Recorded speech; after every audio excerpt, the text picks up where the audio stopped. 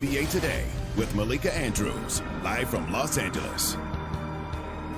Welcome to NBA Today. I'm Malika Andrews. We start today in Brooklyn, where Kyrie Irving spoke to reporters for the first time since he and the Nets put out a lengthy statement that didn't include an explicit apology from Irving. So here's Kyrie in his entirety today. A week of hindsight. Are you sorry for the hurt that your posts caused people?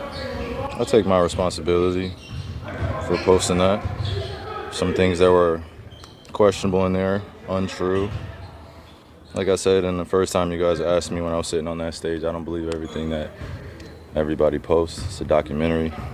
So I take my responsibility. It seems like Adam Silver wanted to hear the word "I apologize," or in your mind, you said, "I didn't mean to cause any harm." Were you apologizing, or did you not apologize? I didn't mean to cause any harm. I'm not the one that made the documentary. What are the specific things in the documentary that you don't believe are true and that you don't believe represent your morals? I think some of the criticism of the Jewish faith in the community, for sure. Some points made in there that were unfortunate. Kyrie, are you surprised that you did hurt people?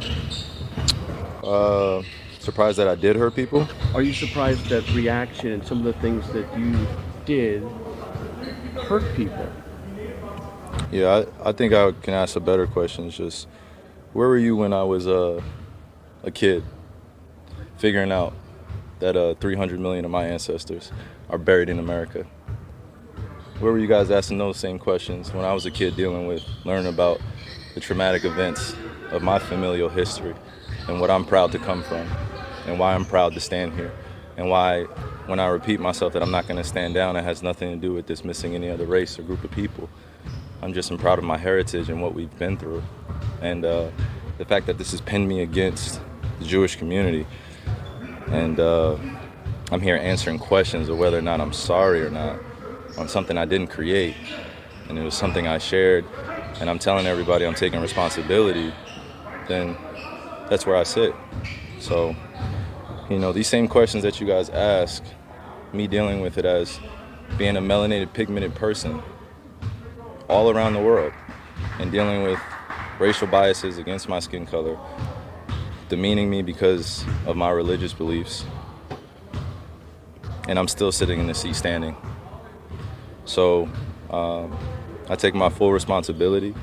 Again, I'll repeat it, for posting something on my Instagram or Twitter that may have had some unfortunate falsehoods in it. But I also am a human being that's 30 years old, and I've been growing up in a country that's told me that I wasn't worth anything, and I came from a slave class, and I come from a people that are meant to be treated the way we get treated every day. So I'm not here to compare anyone's atrocities or tragic events that their families have dealt with generations of time. I'm just here to continue to expose things that our world continues to put in darkness. I'm a light. I'm a beacon of light. That's what I'm here to do. You guys ask me questions about basketball, I give you my expert opinion. You guys ask me about other things, I give you my opinion, and it's met with whatever you believe the perception or the deception is. You guys investigate my life every day, and you justify it by serving your own purpose, which I honor. I would like the same respect in return, figuring out just like anyone else. So please keep that same energy when we're talking about anti-other things, because just because I post a documentary doesn't mean I'm anti-Semitic, and doesn't mean that I'm automatically standing with everyone that is believing in that. So it's unfortunate timing that we're in, but I'm glad that I could stand on the truth, because I'm not afraid of these mics, these cameras. I used to be, looking everyone in the eye and telling them the truth, that I'm proud of who I am. Any label that you put on me, I'm able to dismiss because I studied. I know the Oxford Dictionary, you look it up, right? Just one of the biggest mistakes I had in being a kid was not knowing European or Western language until I started looking it up and understanding the definitions and why they say, if you want to trick a black person, put it in a book. I was wondering my whole life why they said that. Now I'm 30 years old and I know reading is a superpower because it helps me understand where I'm going and where I come from, like a tree with roots. Kyrie, the documentary listed among falsehoods that said the Holocaust didn't happen? Do you believe the Again, Holocaust those falsehoods happened? are unfortunate. And it's not that I don't believe in the Holocaust. I never said that. Never, ever have said it. It's not come out of my mouth. I never tweeted it. I never liked anything like it. So the Holocaust in itself is an event that means something to a large group of people that suffered something that could have been avoided. No one said we had to practice racism. No one said we had to treat each other like garbage. No one said that I had to stand here today and understand that many people that come from generations 60 years ago, 40 years ago, enslaved some of my ancestors still, spiritually, mentally, and emotionally, and it's still going on. And you guys are asking me, respectfully, to speak on something that was a documentary that I had nothing to do with. I didn't make it. So just please keep that same energy when you guys are addressing me. Kyrie, for the record, do you have any anti-Semitic beliefs? Again, I'm gonna repeat. I don't know how the label becomes justified because you guys ask me the same questions over and over again. But this is not gonna turn into a spin around cycle of questions upon questions. I told you guys how I felt. I respect all walks of life and embrace all walks of life. That's where I sit. I think what people want to hear, though, is just a yes or no on that question. Yes or no. I cannot be anti-Semitic if I know where I come from. Last one, Alex. I cannot be anti-Semitic if I know where I come from. Kyrie, did you personally meet with the ADL? I was informed that they wanted to have a meeting, and we handled it. Kyrie, have any Guys, of your views we're done here. changed over Thanks, the last guys. week? Thank you, All right, guys. guys, thanks. Shortly before Irving spoke today, NBA Commissioner Adam Silver issued a statement saying Irving made a, quote, reckless decision to post a link to a film containing deeply offensive anti-Semitic material. He added he is, quote, disappointed that he has not offered an unqualified apology and will be meeting with Irving in the next week.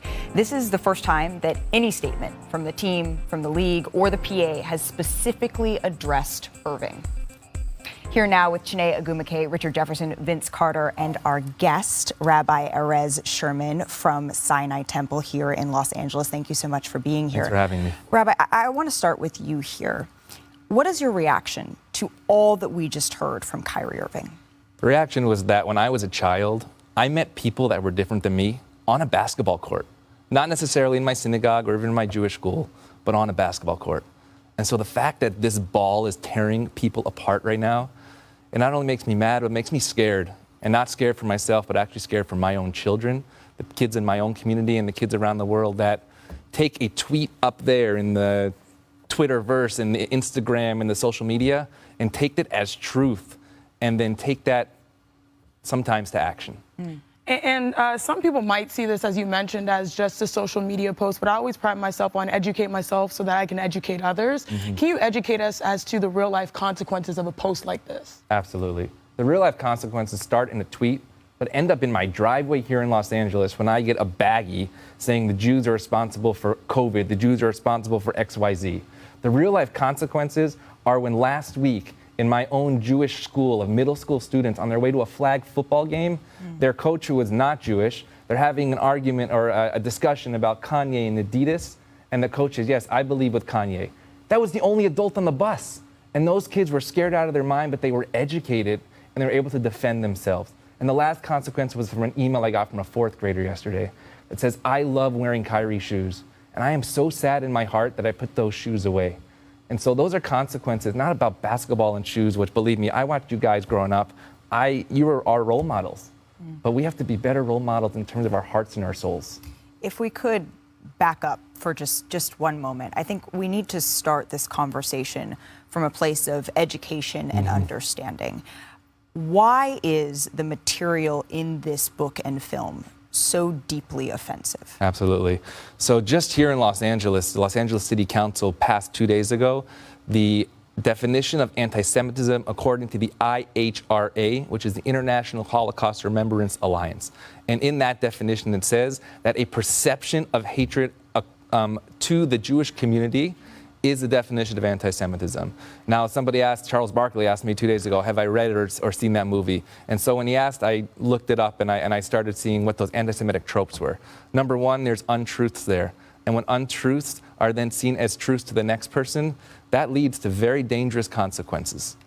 If you could speak to Kyrie, and I know we're on camera now, but in a personal education way, like what would you say to him?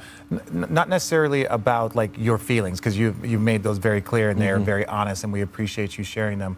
But more in a level of education. Like what would you say to him if you could? Absolutely. So in our synagogue, we're blessed with gymnasiums, and during the summers, some of those players, now the secret's out now on ESPN, some of those players train in our facility. And every day I go to those players and I just say hello.